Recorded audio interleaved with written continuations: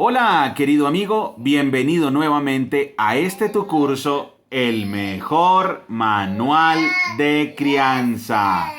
Muy bien, estamos como familia nuevamente reunidos frente a este libro, la Biblia. La Biblia es el mejor manual de crianza porque nos dice cómo educar a nuestros hijos, nos dice cómo tener una familia que se enfoca en lo importante. Y también la Biblia es el mejor manual de vida porque es la que nos enseña cómo vivir, a dónde ir, qué decir. La Biblia es la que nos enseña a establecer las prioridades correctas, es la que nos dice quiénes somos, quién es Dios, cuál es nuestro propósito. La Biblia tiene unidad, coherencia y lógica en todo lo que nosotros vamos a hacer. La Biblia es la que nos dice con exactitud hacia dónde vamos, cuál es nuestro futuro, cuál es nuestra esperanza, de dónde venimos. La Biblia entonces es, además de ser el mejor manual de crianza, es el mejor manual de vida. Y nosotros como familia ya estamos estudiando y meditando el Evangelio de Juan. Y en el Evangelio de Juan ya vamos en el capítulo 6. Muy bien, recordemos que Juan tiene una intención muy clara y es mostrarnos a Jesucristo como Dios. Juan nos amplía ese misterio, nos revela ese misterio de que existe Dios Padre y que existe Dios el Hijo. Y entonces está Dios Padre, el creador, el sustentador, y también está Dios el Hijo, que también es creador y también es sustentador. Y entonces tenemos dos personas en la deidad, Jesucristo, que es Dios, y el Padre, que también es Dios. Eso es lo que nos está revelando el Evangelio de Juan, y ya lo hemos leído a lo largo de los primeros 5 capítulos. El Evangelio de Juan nos muestra un vocabulario específico. Desde el capítulo 1 leímos que en el principio la palabra ya existía y la palabra estaba con Dios y la palabra era Dios. Vimos que la palabra también es la luz del mundo. Vimos que también la luz del mundo vino a este mundo y que esa luz, esa palabra es Jesucristo y que el amor inagotable de Dios, la fidelidad de Dios, la misericordia, la compasión nos son reveladas, son manifestadas, son mostradas, son enseñadas plenamente. Y eso hay que tenerlo en cuenta. Son manifestadas plenamente en la persona de nuestro Señor Jesucristo. Y por eso estamos hoy avanzando ya hasta el capítulo número 6, donde seguimos comprendiendo este gran misterio que Jesucristo es Dios. Muy bien, Dani, ¿preparado? Capítulo 6 del Evangelio de Juan. Sí. Muy bien, entonces vamos a empezar nuestra lectura. Después Jesús cruzó al otro lado del mar de Galilea, conocido también como el mar de Tiberias. Una gran multitud siempre lo seguía a todas partes porque veía las señales milagrosas que hacía cuando sanaba a los enfermos. Entonces Jesús subió a una colina y se sentó allí rodeado de sus discípulos. Ya era casi el tiempo de la celebración de la Pascua judía. Enseguida Jesús vio que una gran multitud venía a su encuentro. Dirigiéndose a Felipe le preguntó, ¿dónde podemos comprar pan para alimentar a toda esta gente? Lo estaba poniendo a prueba porque Jesús ya sabía lo que iba a hacer. Felipe contestó, aunque trabajáramos meses enteros, no tendríamos el dinero suficiente para alimentar a toda esta gente. Entonces habló Andrés, el hermano de Simón Pedro. Aquí hay un muchachito que tiene 5 panes de cebada y 2 pescados, pero ¿de qué sirven ante esta enorme multitud? Jesús dijo, díganles a todos que se sienten. Así que todos se sentaron sobre la hierba en las laderas. Solo contando a los hombres sumaban alrededor de 5,000. Luego Jesús tomó los panes, dio gracias a Dios y los distribuyó entre la gente. Después hizo lo mismo con los pescados, y todos comieron cuanto quisieron. Una vez que quedaron satisfechos, Jesús les dijo a sus discípulos, ahora junten lo que sobró para que no se desperdicie nada. Entonces ellos juntaron las sobras y llenaron 12 canastos con los restos que la multitud había dejado. después de comer de los 5 panes de cebada. La gente, al ver la señal milagrosa que Jesús había hecho, exclamó: no hay duda de que es el profeta que esperábamos. Cuando Jesús vio que estaban dispuestos a hacerlo rey a la fuerza, se escabulló hacia las colinas él solo. Recordemos que las multitudes son uno de los protagonistas de estos 4 evangelios, y las multitudes son muy volátiles. Las multitudes son muy fáciles de manipular, son muy maleables, tienen un doble ánimo. Un día se piensan una cosa, otro día no, otro día otra. Por eso, estar uno guiado por lo que digan las multitudes es terrible. Porque la gente un día piensa una cosa y mañana otra. Y en este caso aquí, las multitudes, al ver la señal milagrosa de que nuestro Señor Jesucristo les está dando pan, entonces las multitudes dicen: no, pues hagámoslo rey. Miren que aquí lo querían hacer rey a la fuerza. Ellos dijeron: no, este es nuestro rey, este es el Mesías que estamos esperando. Aquí nuestro Señor Jesucristo está demostrando su deidad porque multiplicó unos pececitos y unos panes y alimentó a más de 5,000 personas. Y antes sobró. Y entonces aquí nuestro Señor Jesucristo está demostrando su poder sobrenatural. Sin embargo, las multitudes no están entendiendo las señales, porque de acuerdo al Evangelio de Juan, estas señales milagrosas son para demostrar que Él es Dios. Pero las multitudes no entienden el propósito, no entienden que Él es Dios, no entienden su misión, sino que ellos están pensando en el aquí y en el ahora, están pensando en un reino terrenal. Y por eso dice, cuando Jesús vio que estaban dispuestos a hacerlo rey a la fuerza, se escabulló hacia las colinas él solo. Vamos a ver cómo cambian las multitudes. Vamos a ver lo maleables que son, lo impredecibles que son. Al atardecer, los discípulos de Jesús bajaron a la orilla del lago para esperarlo, pero al ver que caía la noche y que Jesús aún no había vuelto, subieron a la barca y comenzaron a cruzar el lago rumbo a Capernaum. Poco después, se levantó un viento fuerte sobre ellos y el mar se agitó mucho. Habían remado unos 5 o 6 kilómetros cuando de pronto vieron a Jesús caminando sobre el agua en dirección a la barca. Estaban aterrados, pero él exclamó: no tengan miedo, yo estoy aquí. Entonces lo recibieron con entusiasmo en la barca y enseguida llegaron a su destino. Otra señal milagrosa para los discípulos. Tiene poder sobre la naturaleza, está caminando sobre el agua. Jesucristo es Dios. Ahora viene una sección muy importante del Evangelio de Juan, de la que tenemos que estar muy pendientes para interpretarla de manera correcta. Miren el hilo conductor como viene. Resulta que nuestro Señor alimenta a la multitud, ellos están dispuestos a hacerlo rey, Él se escapa, se va a la montaña a orar. Sus discípulos vienen en la barca hacia Capernaum, Él se encuentra con ellos caminando sobre el agua, llegan a Capernaum y entonces es el día siguiente. Vamos a ver qué pasa. Dice: al día siguiente la multitud que se había quedado en la orilla del lago se dio cuenta de que los discípulos habían tomado la única barca y que Jesús no había ido con ellos. Aquí la multitud está pendiente, recordemos que ellos dicen: no, aquí está el que nos alimenta, aquí está el que nos da, aquí está el que nos sana, este es el Mesías, vamos a reinar. Varias barcas de Tiberias arribaron cerca del lugar donde el Señor había bendecido el pan y la gente había comido. Cuando la multitud vio que ni Jesús ni sus discípulos estaban allí, subieron a las barcas y cruzaron el lago hasta Capernaum para ir en busca de Jesús.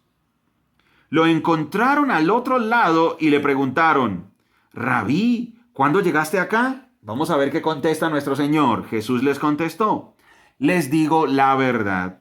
Ustedes quieren estar conmigo porque les di de comer, no porque hayan entendido las señales milagrosas. Ojo, cuidado que las multitudes son interesadas y solo quieren recibir un beneficio temporal aquí y ahora. Las multitudes no están pensando en el reino. Las multitudes no están pensando en hacer la voluntad de Dios. Las multitudes están pensando en lo que les conviene aquí y ahora. No se preocupen tanto por las cosas que se echan a perder, tal como la comida. Pongan su energía en buscar la vida eterna que puede darles el Hijo del Hombre.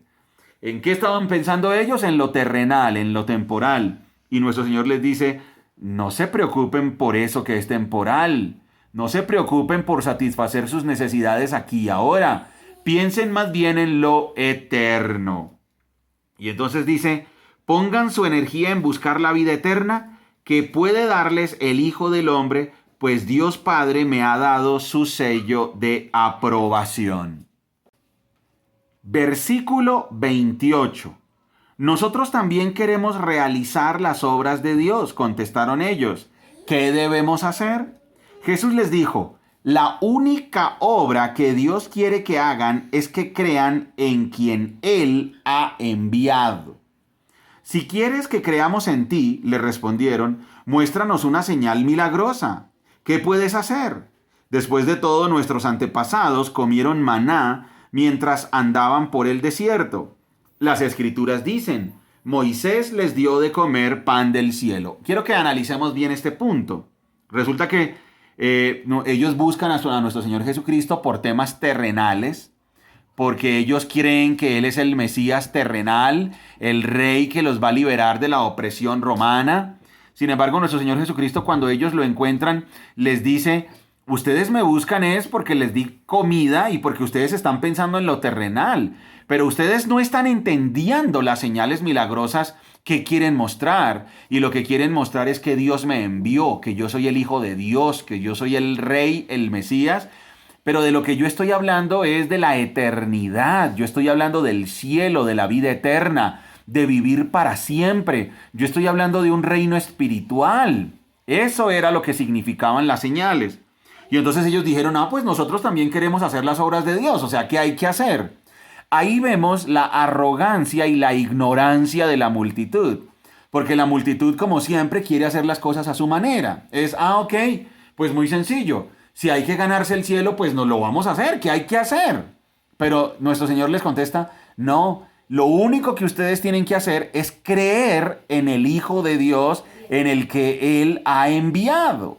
Entonces, aquí no es a la manera de las multitudes, no es a la manera de los seres humanos, es a la manera de Dios. ¿Y cuál es la manera de Dios? Creer en su Hijo Jesucristo. O sea que para ir al cielo y para tener la vida eterna no es a nuestra manera, no es como nosotros pensamos, es como Dios dice, a la manera de Dios. Muy bien, Dani, ¿qué acabo de explicar? Que uno no tiene que ganarse el cielo, sino es creyendo en Cristo, no a la manera de nosotros, sino a la manera de Dios. Correcto.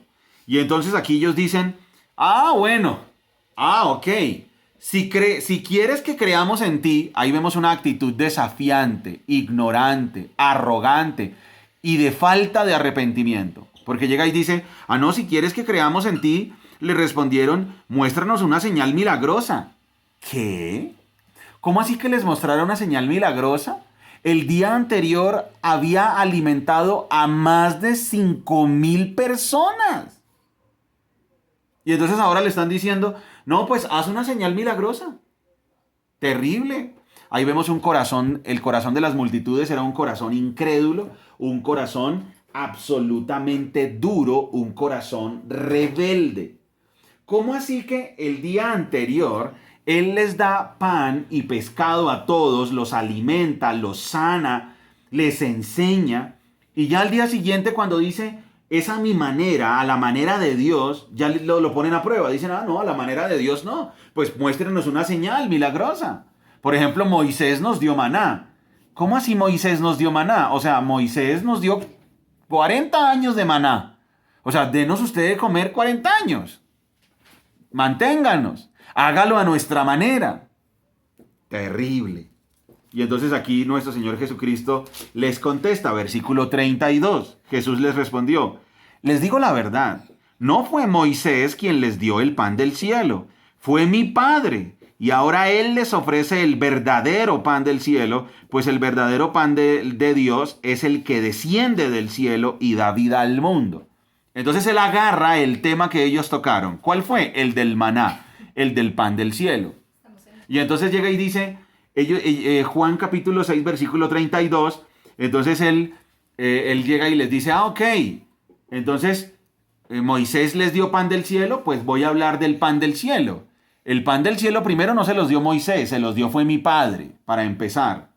Otra cosa, el verdadero pan del cielo soy yo, porque yo soy el alimento que da vida. Yo soy el alimento que de verdad los satisface. Yo soy el alimento que de verdad les llena el alma. Yo soy el alimento que de verdad ustedes necesitan, que es el alimento, el pan que les da vida eterna. Ese soy yo. Entonces nuestro Señor Jesucristo está utilizando la analogía partiendo de lo que ellos le están diciendo, porque los que tocaron el tema del pan del cielo fueron ellos.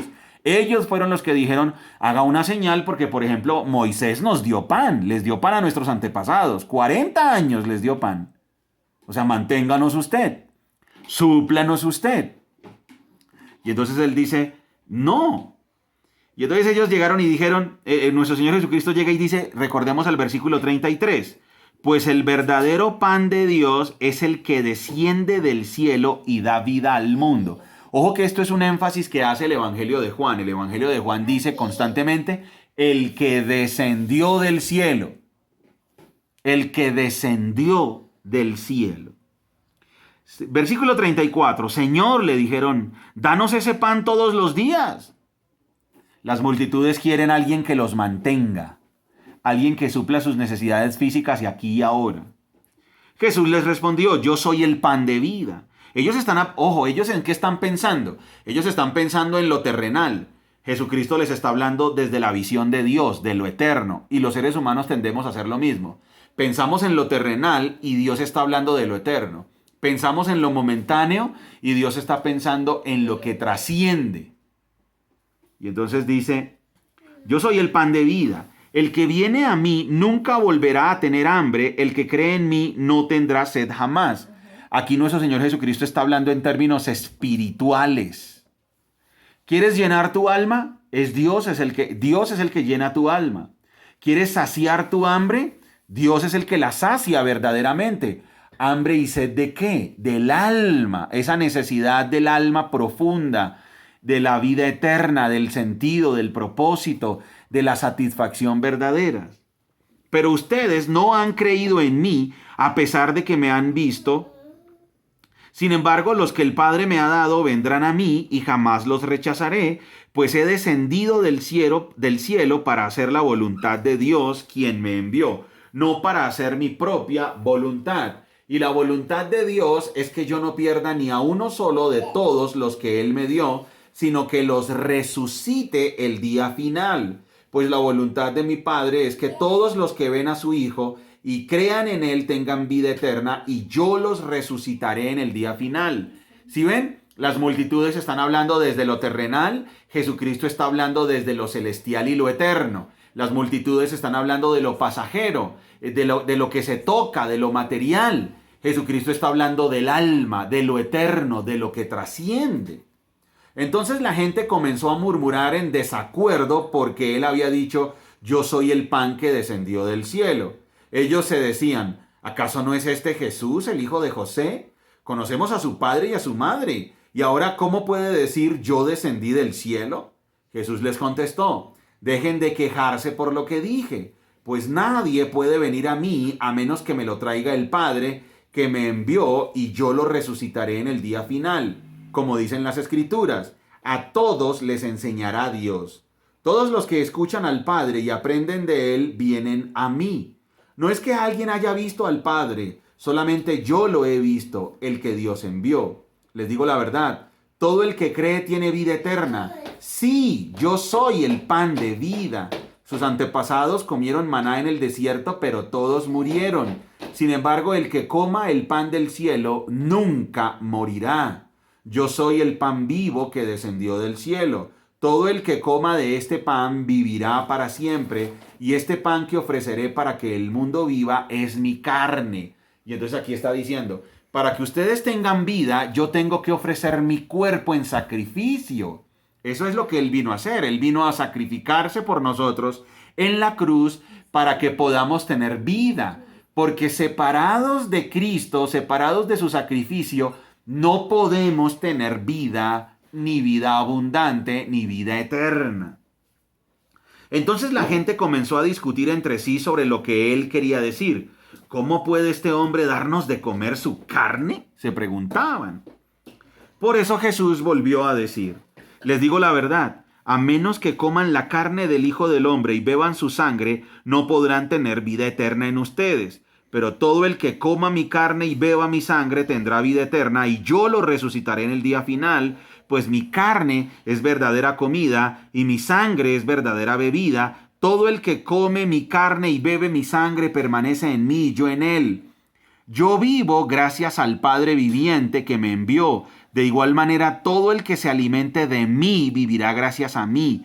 Yo soy el pan verdadero que descendió del cielo. El que coma de este pan no morirá, como les pasó a sus antepasados, a pesar de haber comido el maná, sino que vivirá para siempre. Jesús dijo esas cosas mientras enseñaba en la sinagoga de Capernaum.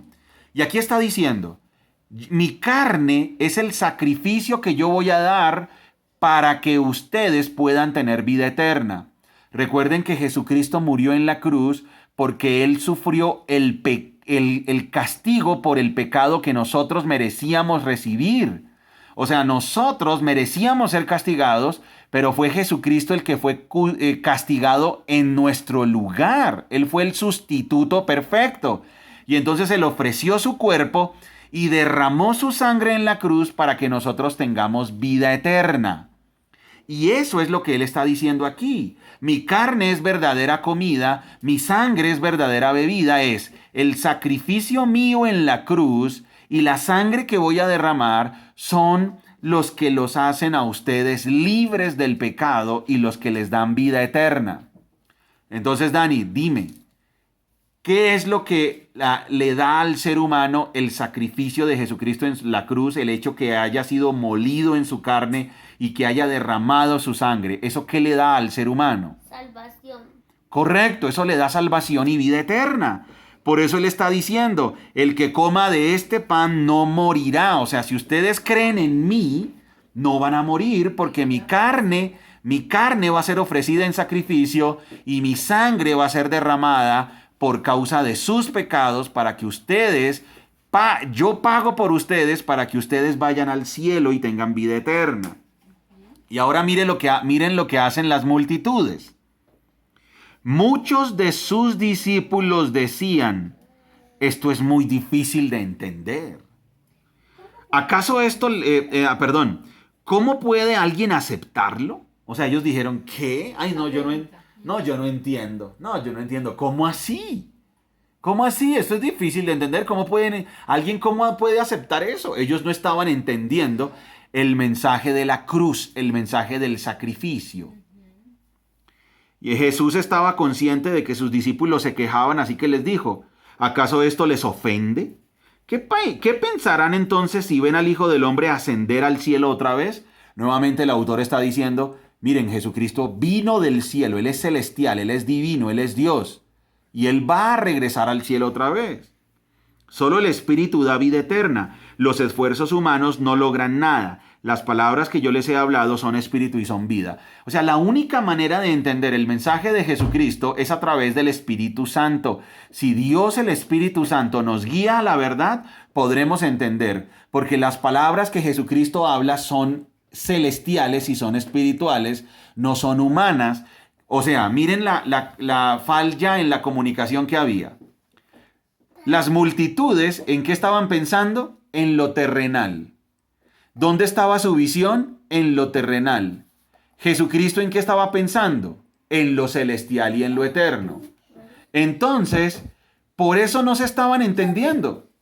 No se estaban entendiendo porque Jesucristo hablaba desde lo celestial y lo eterno, y la multitud estaba hablando desde lo terrenal y temporal y pasajero, entonces no se entendía.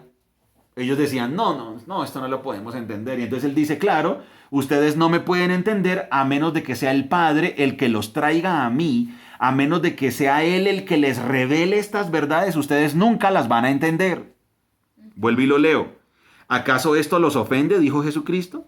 ¿Qué pensarán entonces si ven al Hijo del Hombre ascender al cielo otra vez? O sea, es que yo les estoy hablando de temas celestiales. Solo el Espíritu da vida eterna. O sea, yo les estoy hablando de temas eternos. Los esfuerzos humanos no logran nada. O sea, ustedes están desde el punto de vista humano, tratando de ganarse el cielo a la manera humana, buscando un reino humano y terrenal. Las palabras que yo les he hablado son espíritu y son vida. O sea, yo les he hablado palabras espirituales y eternas. Pero algunos de ustedes no me creen. Pues Jesús sabía desde un principio quiénes eran los que no creían y también quién lo traicionaría. Entonces les dijo, por eso dije que nadie puede venir a mí a menos que el Padre me lo entregue. A partir de ese momento, miren esto, chicos, a partir de ese momento, muchos de sus discípulos se apartaron de él y lo abandonaron. ¿Sí ven? Entonces Jesús, mirando a los 12 discípulos, les preguntó, ¿ustedes también van a marcharse? Y Simón Pedro le contestó, Señor, ¿a quién iríamos? Tú tienes palabras de vida eterna. O sea, Pedro, los 12 apóstoles, bueno, los 11 apóstoles sí entendieron. Pedro sí entendió. O sea, Pedro sí entendió, oye, tú nos estás hablando es de temas eternos. Claro, pues ¿a quién nos vamos a ir si el único que nos habla de la vida eterna, de lo que realmente importa eres tú? ¿A quién nos vamos? Claro, la multitud, ¿por qué se fue? Porque ellos no entendieron, ellos dijeron, no, yo quiero es algo aquí y ahora. ¿Cómo así que la vida eterna? ¿Cómo así que desciende del cielo? ¿Cómo así que les voy a dar vida verdadera? ¿Cómo así que no tendrán hambre ni sed jamás? Ay, no. No. ¿Cómo así que comer su carne y beber su sangre? Ellos no estaban entendiendo el sacrificio de Cristo en la cruz. Y no sabían a dónde iban, o sea, estaban como, por eso Jesucristo en alguna oportunidad los miró como con misericordia, ¿no? Como perdidos. Ellos estaban totalmente perdidos, claro, ellos no sabían que Jesucristo estaba hablando de la vida eterna, de lo que realmente importa, ¿correcto? Y entonces Jesús les dijo, entonces Pedro dijo, Señor, ¿a quién iríamos? Tú tienes las palabras que dan vida eterna, nosotros creemos y sabemos que tú eres el Santo de Dios. Ajá. Entonces Jesús le dijo a Pedro, le dijo a sus discípulos, yo los elegí a ustedes, 12, pero hay uno de ustedes que es un diablo. Se refería a Judas, hijo de Simón Iscariote, uno de los 12, quien más tarde lo traicionaría. Y entonces vamos a entender muy bien esto. ¿Cómo así que Jesucristo es el pan del cielo? ¿Y cómo así que el que come su carne y bebe su sangre? Muy sencillo. Los seres humanos somos malos, somos pecadores. Hemos violado la ley de Dios y por haber violado la ley de Dios, por haber violado su estándar moral, por haber mentido, robado, maldecido a los demás, por haber violado su estándar santo, nosotros merecemos ser castigados en el infierno. Sin embargo, Dios en su misericordia envió a Jesucristo para que nosotros no vayamos al infierno, porque la Biblia claramente dice que Dios no quiere que nadie vaya al infierno, Dios no quiere que nadie se pierda, Dios quiere que todos procedan al arrepentimiento. Y entonces para ir al cielo, ¿qué hizo Dios? Dios envió a su Hijo Jesucristo, santo, sin pecado, sin mancha y perfecto, y lo envió para que pagara por nosotros. Y entonces Él fue a la cruz y murió como un criminal, derramó su sangre en la cruz, su carne fue flagelada, fue herida, fue torturado y murió de una manera terrible y resucitó. ¿Para qué? Para que vayamos al cielo con Él, solo creyendo en Él. Ese es el mensaje de Juan capítulo 6. Muy bien, querido amigo, hemos terminado nuestra clase número 115. Recuerda que somos Margie y Daniel, familias saludables, familias que se enfocan en lo importante. Hasta pronto. Chao. Chao.